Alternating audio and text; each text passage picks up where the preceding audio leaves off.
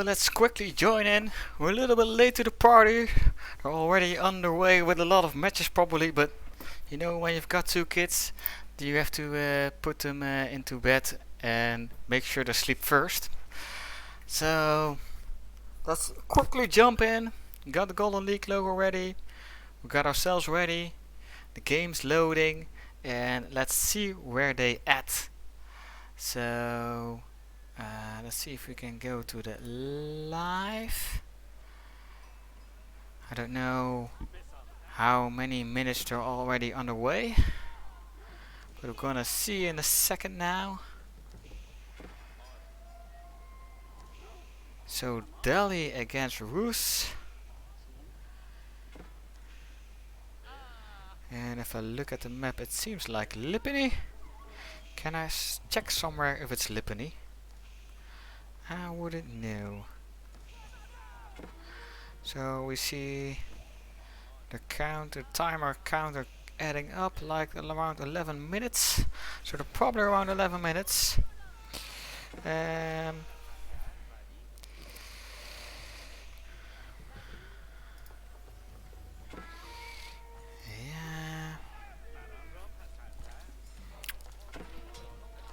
So at 6 minutes now. And let's see where they are at. Delhi against Rus. I don't see that much Delhi against Rus often. I wonder what the game plan of both sis would be. Delhi, of course, taking those sacred sites to increase their gold income, so they can even go faster castle and get all those free upgrades. Rus, what's the game plan of the Rus player gonna be? So we see the Abbey of Trinity, we see the Golden Gate. That's an economic play for sure. Gonna take those relics as well.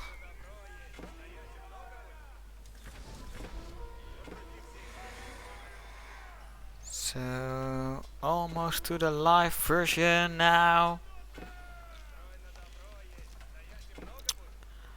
And bam! We're in live.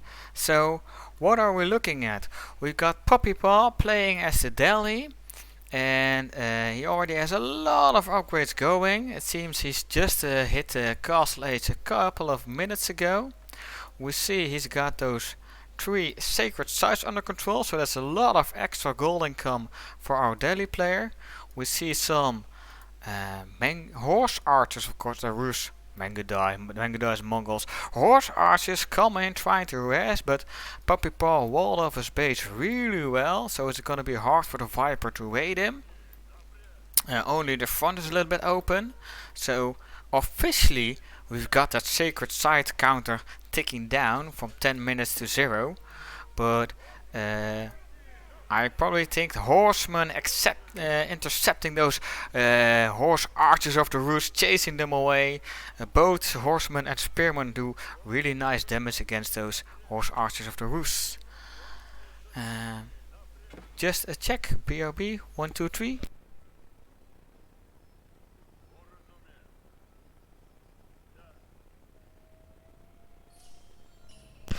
And we're back again.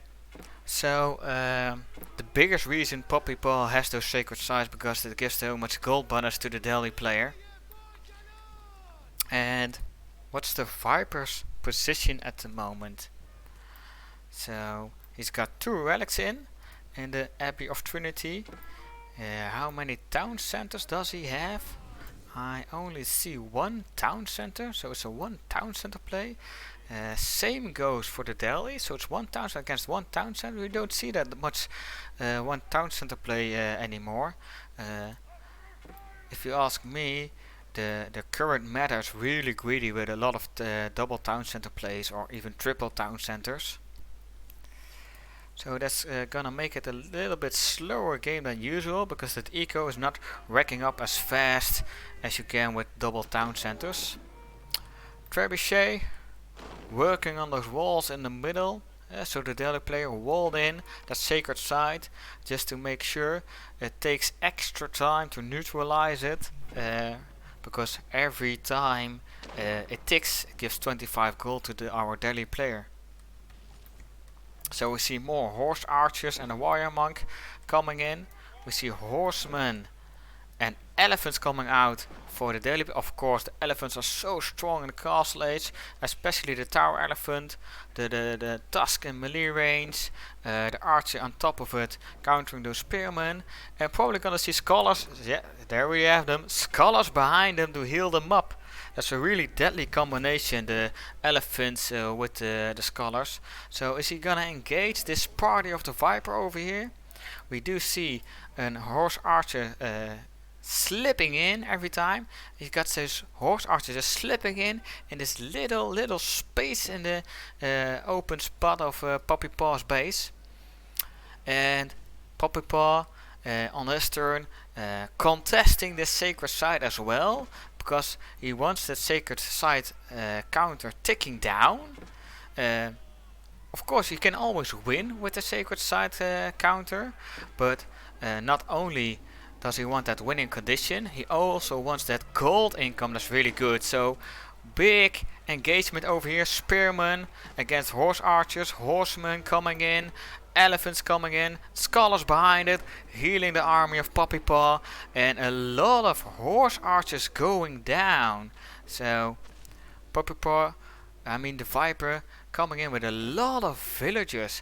Oh, he's gonna keep drop next to the sacred site, just to give a base of retreat and put pressure on that middle sacred site. So it's pretty obvious the Viper is going to contest that sacred site to break down the sacred site timer.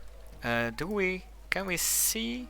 No, we only can see how many sacred sites he took, but I don't know at what time. We got an engagement over here again, trying to stop that keep from going up, but the keep is already finished. So the horsemen and the spearmen trying to take down and burn as much siege as possible. Siege really expensive and really hard countered by cavalry. Meanwhile, we've got those elephants working on a keep, does a really good siege damage against those buildings. And do we see some scholars behind them healing them? I don't see the scholars. Let's take it clockwise. No scholars behind the elephants healing them. So elephants going down real slow. We got them some scholars coming in, but every time a scholar comes in, the Viper just snipes it with his keep, trying to deny that healing so he can take those expensive elephants, because elephants cost a lot of resources.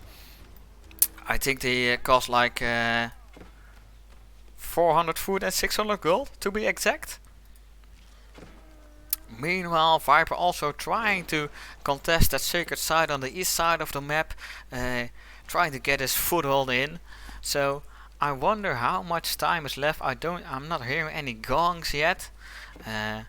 Is Puppypaw gonna commit to the sacred site in the middle to try and win the game, or is he just delaying so you get all those extra income per minute? If we look at income per minute, really high on the food for Puppypaw, really low on the Viper food. Viper, where are you getting your food? Only 8 on food on some berries here, so you really need to migrate some villagers to more food. Got 1 villager on the deer over here. That's not enough. A lot of on the wood, so the distribution not as ideal as you would like. Hopefully the Viper's gonna set some more villagers on food to supply his army. Meanwhile, Puppypaw, a whole lot of villagers on food, not that much on wood, and he's got that nice gold income because of those 3 sacred sites. And does he also got some relics? Can we track the relics somewhere?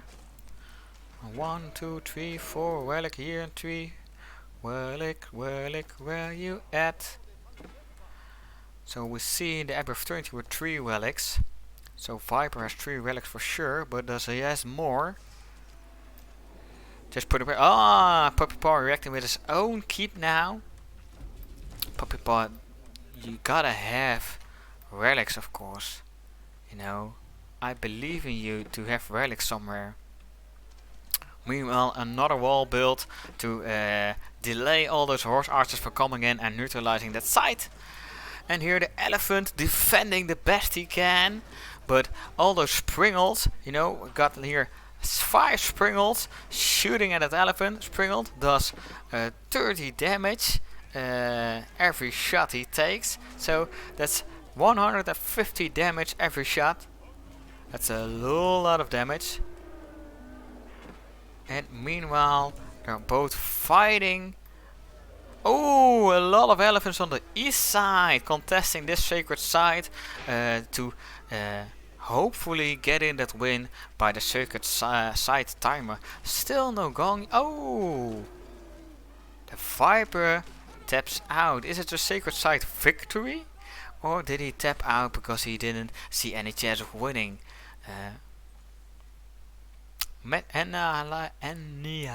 Annihilation victory.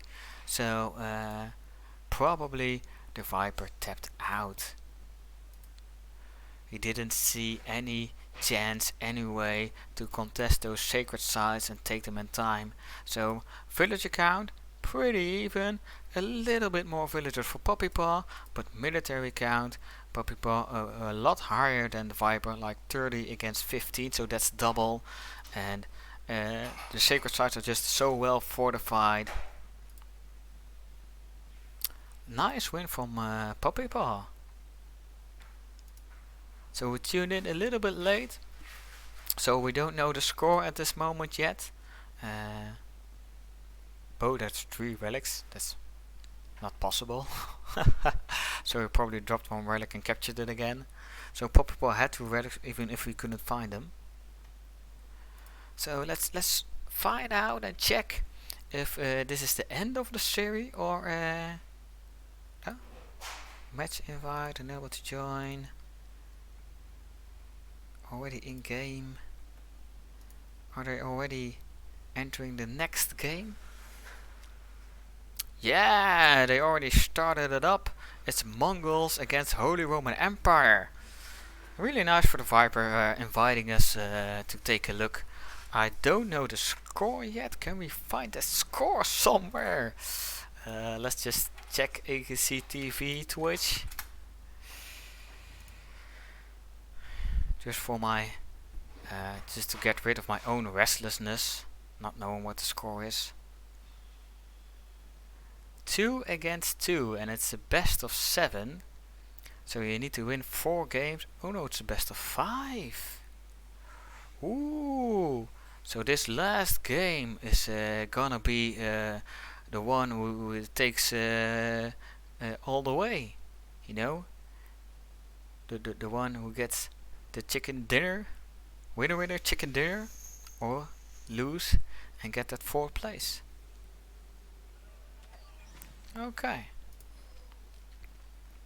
So game started and it's Mongols against Holy Roman Empire, and the map we're playing is French Pass.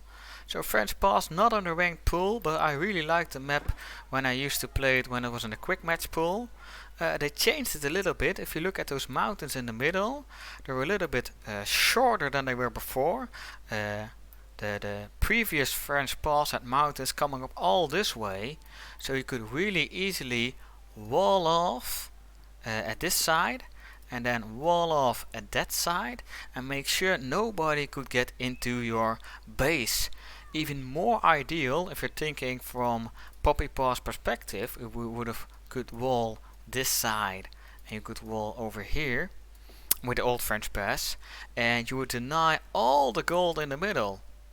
That's gonna be worth fighting for. All this gold in the middle. You see 1, 2, 3, 4, 5, 6, 7, 8 gold veins in the middle. So the one who has map control is the one who contains the gold. So Puppypaw playing as the Holy Roman Empire. What kind of gameplay are we gonna probably see? I'm expecting a fast castle to take those relics. He got 1, 2 relics pretty near his base. There's 1 relic in the middle and 2 relics pretty close to Viper base, so that's really evenly spread out if you ask me. And what kind of unit composition would you want to take as the Holy Roman Empire once you hit that castle age? Probably gonna be some combination of men-at-arms and Landsknechten. Their infantry is really strong. On the other hand, we got, ooh, it's an early barracks for the Viper, so he's gonna put up some pressure with some towers probably. That's the reason why I would make an early barracks next to my OVU. And he's also double producing spearmen, so I'm expecting some kind of tower pressure, probably on the gold. So let's see if we can find those villagers of the Viper, if they are already walking. Yeah, there he goes. 2 minutes and 40 seconds. The villager leaves the base of the Viper for a tower on the base of Puppypaw, that's for sure. So now what do you want to transition in Viper? Because one villager for a tower is not a really big commitment. So probably the Viper's plan is to delay the castle age of Puppypaw.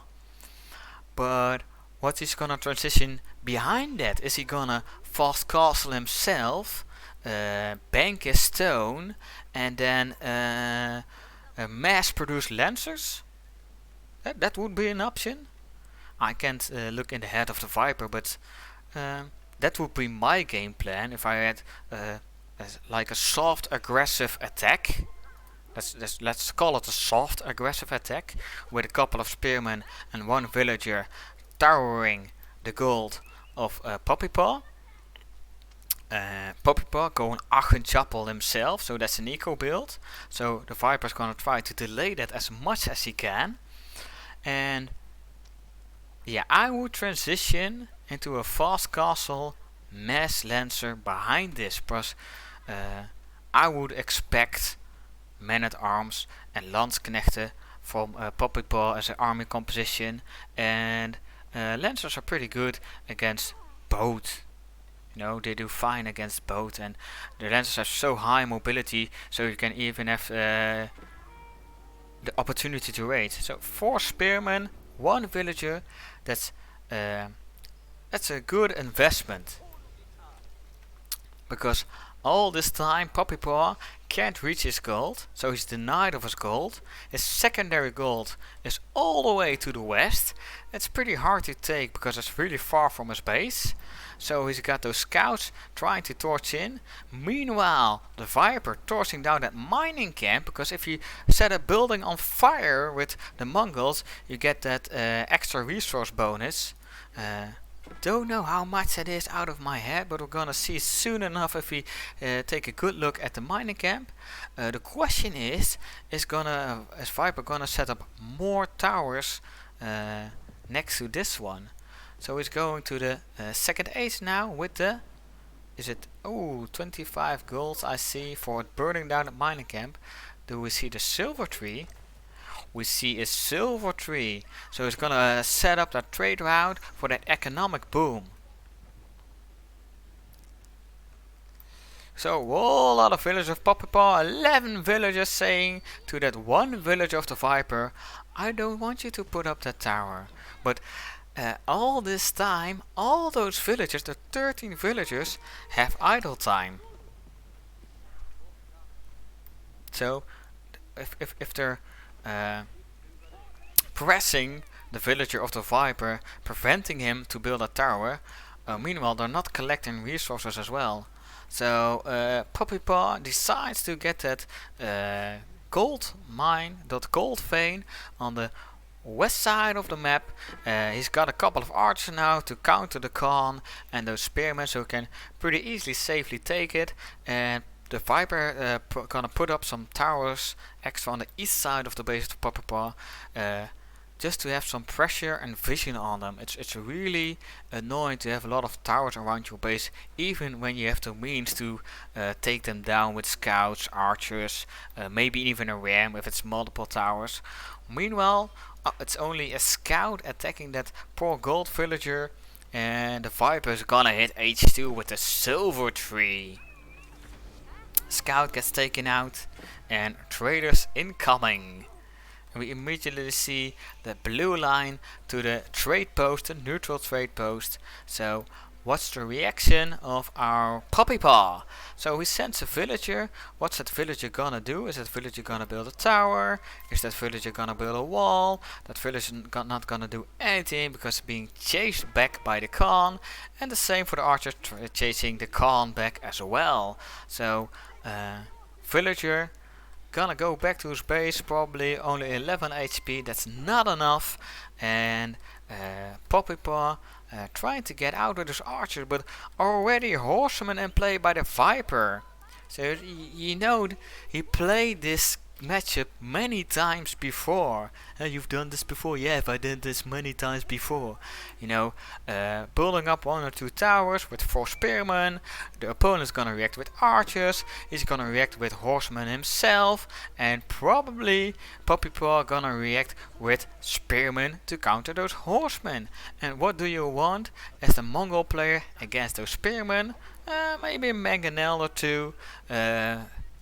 Mango die? No, I don't think he wants Mango die. So we see 2 stables. Oh, really nice spearman raid from the Viper, tracing all those villagers from the gold again. So we've got 1, 2 towers.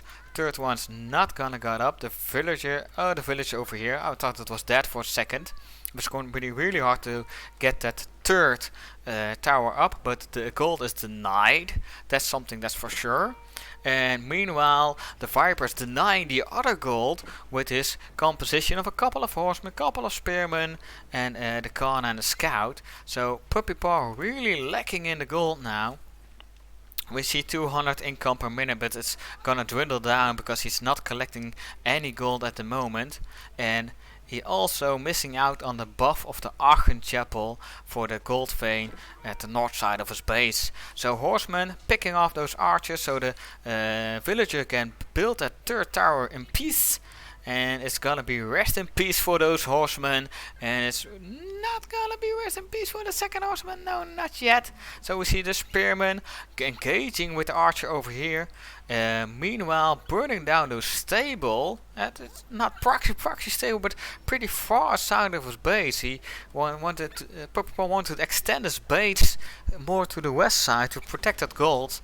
Getting castle age now with the Ragnarsson Cathedral. Well, that's really impressive with the lack of gold he was collecting. 9 minutes and 30 seconds. It's not a bad castle ace timing, but we've seen better.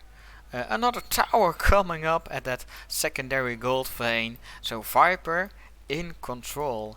Meanwhile, Puppypaw, he's in castle age, so you know he's gonna collect those relics and put it in the Ragnarsson Cathedral to make sure you get that 200% gold every minute. Really strong gold bonus for the Holy Roman Empire. Meanwhile, a tower and a gold vein taken at the south side of his base. So Puppypaw reacting really well to the pressure of the Mongols of the Viper. So we even got 2 arrow slits in, maybe even a third. Almost got that tower up at the west side of Puppypaw's base. 1 stable went down, 2nd stable going down. I do think the reaction of Puppypaw is really strong, but the Viper having so much control, and behind this is making traders 2 at a time sometimes, and just managing his eco very well. So we've got that 47 economy, the Khan poking about, 47 economy against 35 of Puppypaw. So the longer this game drags out, the worse the position of Puppypaw is gonna be, because that silver tree is sort of an extra TC, because it's gonna build traders.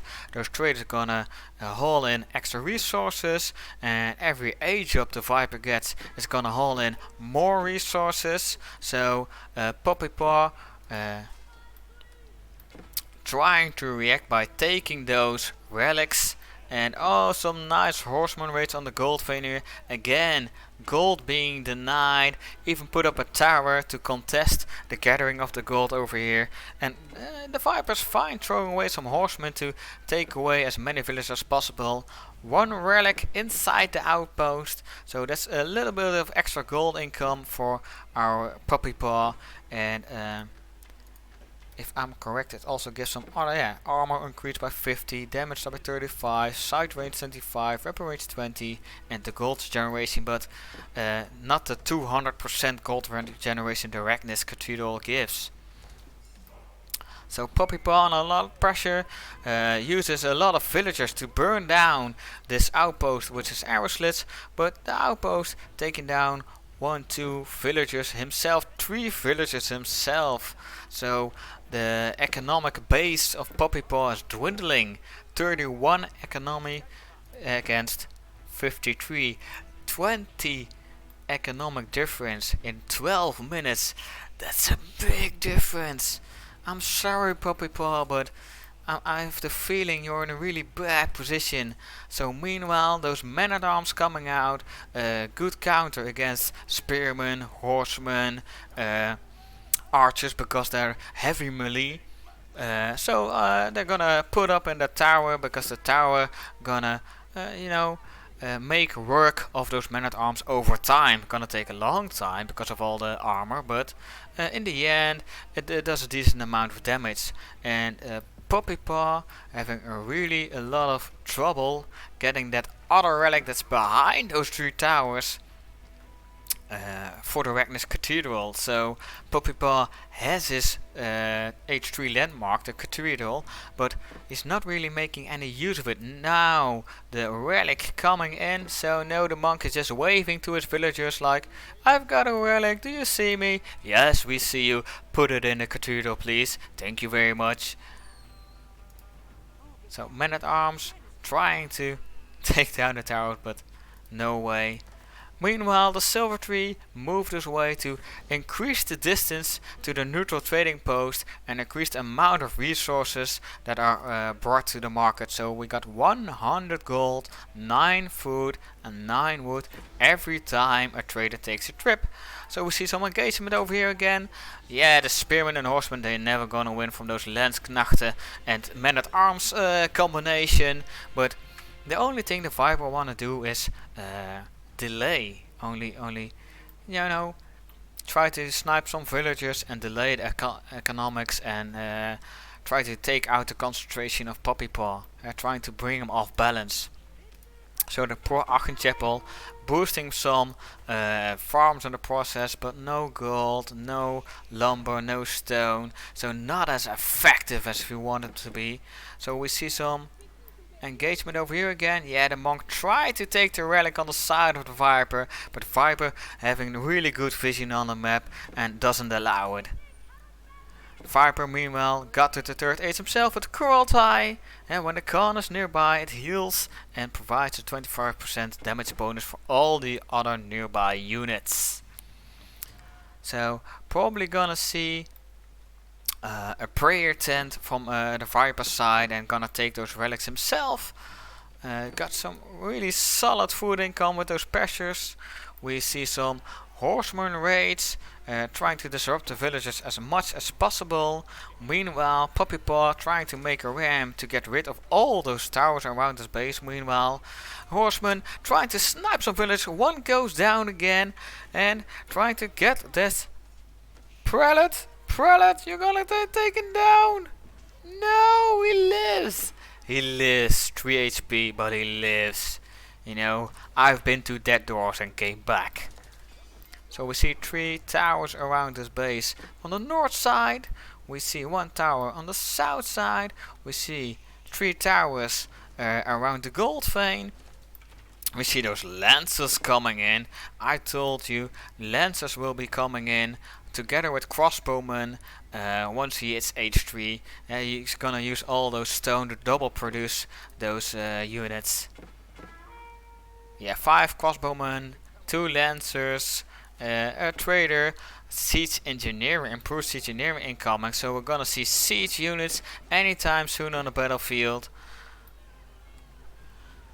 67 economics against 35. I'm really admiring your holding into the game, Puppypaw. Of course he's gonna do everything in his power to try to stay in the game, because this is the last game. Who wins this game wins the series and will get the 3rd place on the Golden League.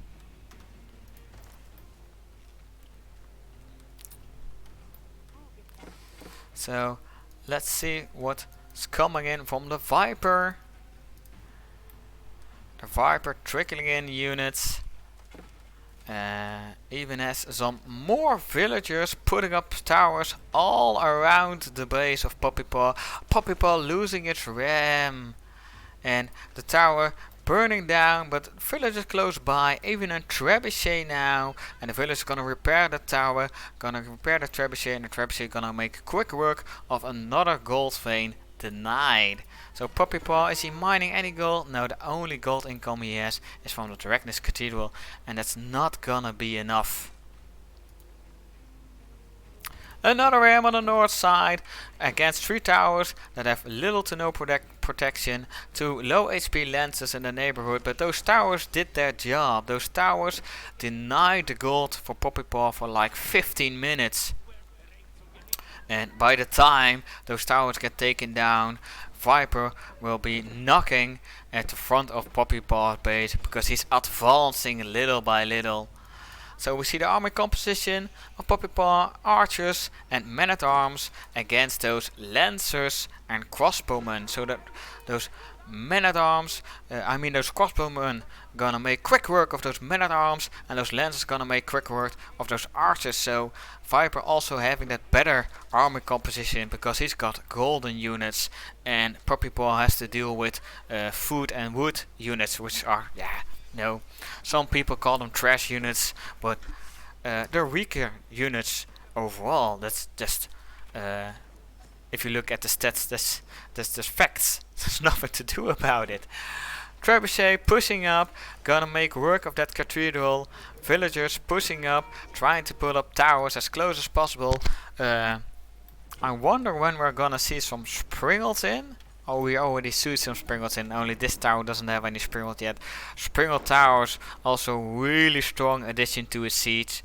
So those archers coming out, trying to pick off those crossbowmen, with lancers charging in, taking down 1, 2, almost 2 archers in the process. And meanwhile that ram is defenseless, so another ram going down. If you're scarce on resources, every ram you lose 300 wood. It's really painful. The Viper, really big bang on the gold, really big bang on the food and the wood. I wonder what he want to do with that. Does he want to invest it into military units, or is he thinking about going Imperial Age behind this?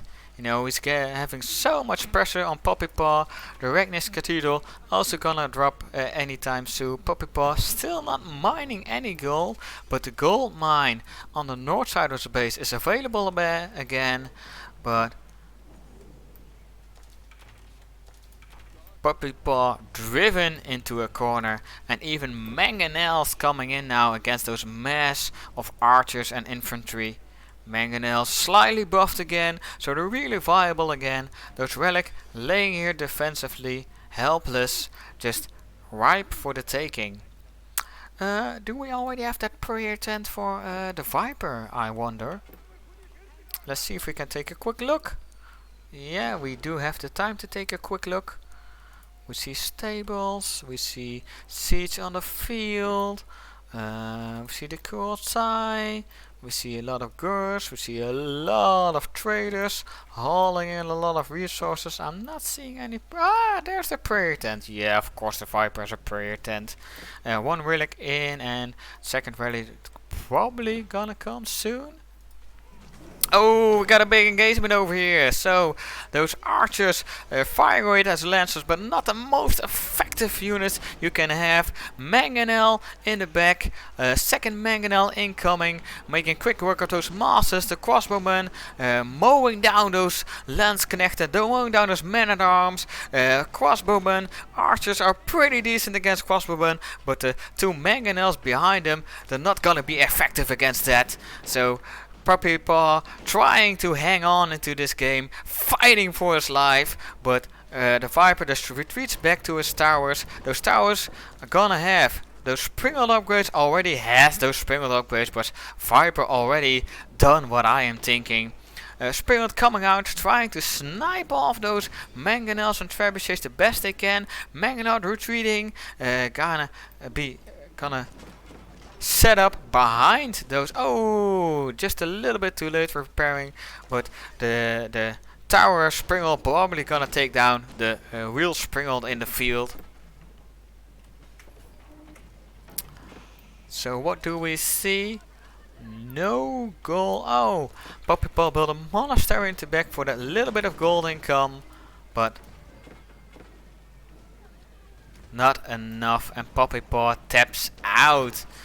Viper in control of the game from the beginning till the end, like the first pressure with those towers on the gold on the north side of the base, then the pressure on the gold vein on the west side of the base, and then denying that gold after some time on the south side of the base. Puppypaw was driven in the corner from beginning till end, and you can also see it at the total unit account, you can see it at the village account, you can see it at the military account. The blue line is just way higher than the red line from beginning to end. So Viper managed to take the series to him and won the series for the third place. So congratulations to the Viper, some really nice game, really good map control and economics, and also shout out to Puppypaw, who fought for his life and did the best he could in the situation he had. Really good reactions to Viper's gameplay, but in the end it wasn't enough.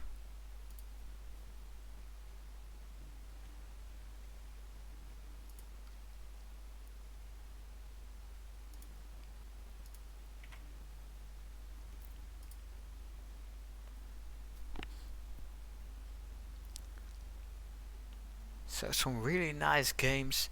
Let's take a check at what time the final will start, because I was thinking it was 18 GMT, so that's 8 o'clock local time for me. It's 1922 local time for me now, so that would mean that the finals would start in 38 minutes.